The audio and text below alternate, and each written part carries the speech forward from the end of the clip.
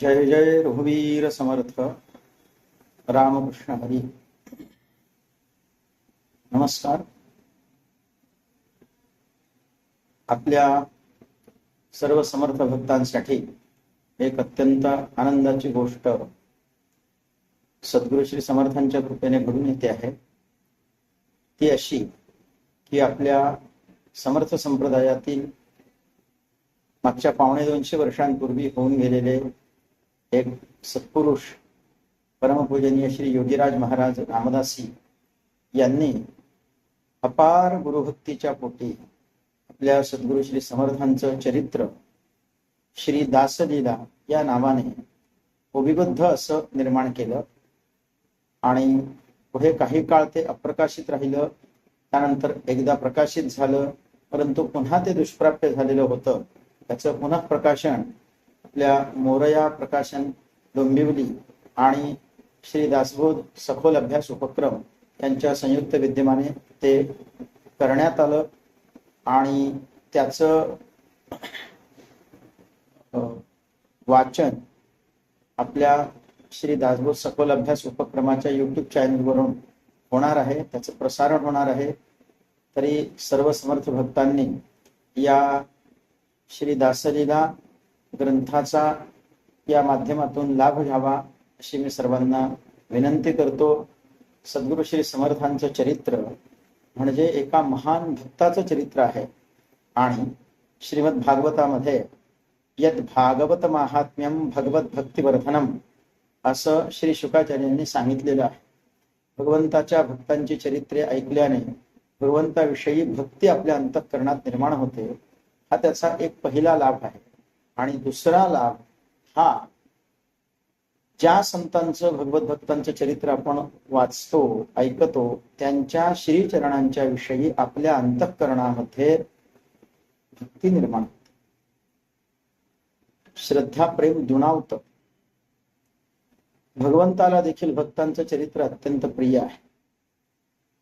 काही प्रेमळाची वार्ता जे अनुवादिती पंडुसुता ते मानो परमदेवता आपुली आम्ही असं ग्रंथराशी ज्ञानेश्वरीमध्ये भगवंताच्या मुखातून ज्ञानेश्वर महाराज आपल्याला सांगताहेत.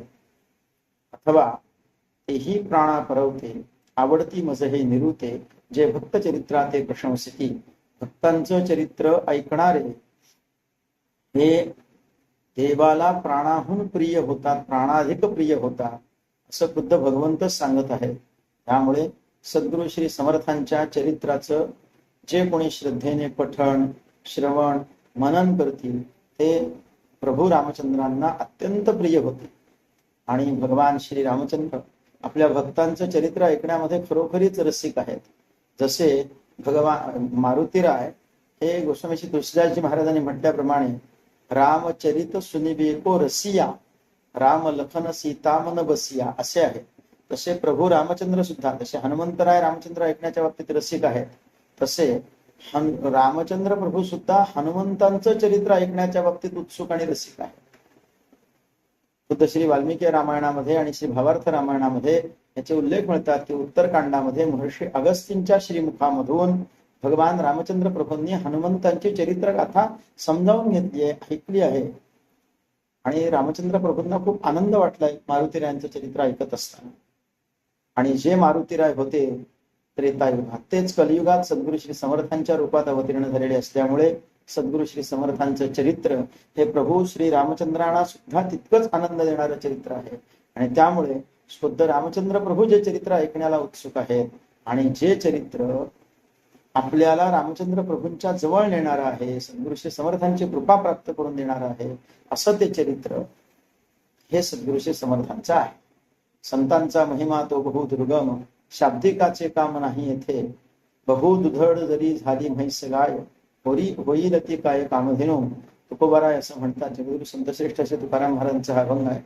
महाराज असं म्हणतात की गाय किती म्हैस किती जरी दुधाळ झाली तरी कामधेनूची बरोबरी करू शकत नाही. तसं शाब्दिक नुसता शब्द निष्णात पंडित केवढाही असेल, किती मोठा असेल, तरीही त्याला संत चरित्राची खोली आणि उंची कळत नाही. तुका म्हणे अग्गे भावे ते आपण तरीच महिमान येईल कळो. आपण स्वतः संत झालं तर संतांचा महिमा कळतो.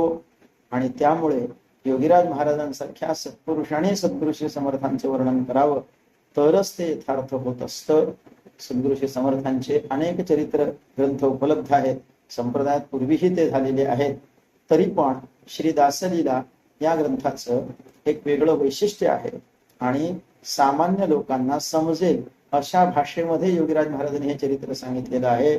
श्री समर्थ प्रताप हा थोडा भाषेच्या दृष्टीने दुर्बोध वाटणारा ग्रंथ आहे, पण आणि श्री दासविश्राम धाम हा भाषेच्या दृष्टीने जरी थोडा सुलभ असला तरी पण त्याचा विस्तार खूप आहे. तर श्री समर्थ प्रताप अतिसंक्षेपात आहे आणि श्री दासविश्राम धाम हा अतिविस्तारातला आहे. या दोन्हीच्या मधला सुवर्ण मध्य म्हणजे हा योगीराज महाराज कृत श्री दासलीला हा ग्रंथ आहे. याचं एक अजून आपल्याला वैशिष्ट्य लक्षात घेता येईल आणि त्या दृष्टीने सद्गुरु श्री समर्थांची रसाळ अशी लीला, चरित्र आणि लीला असे जे दोन भाग चरित्राचे केले जातात, म्हणजे लीला चरित्र आणि अनुभव चरित्र असे जे चरित्राचे दोन भाग होतात, त्यातलं हे केवळ आनंदाबाबतीत करून देणारं लीला चरित्र आहे. आणि सद्गुरु श्री समर्थांचं हे चरित्र आपल्या सगळ्याला योगीराज महाराजांनी उपलब्ध करून दिलं आणि तेच दासबोध श्री दासबोध सखोल अभ्यास उपक्रमाच्या वतीने युट्यूब चॅनलच्या द्वारे आपल्या सर्वांना ते उपलब्ध करून देण्यात येत आहे.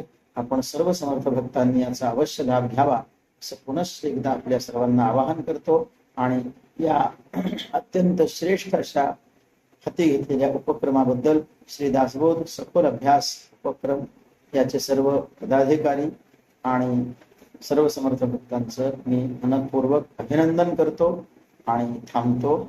जय जय रघुवीर समर्थ रामकृष्ण.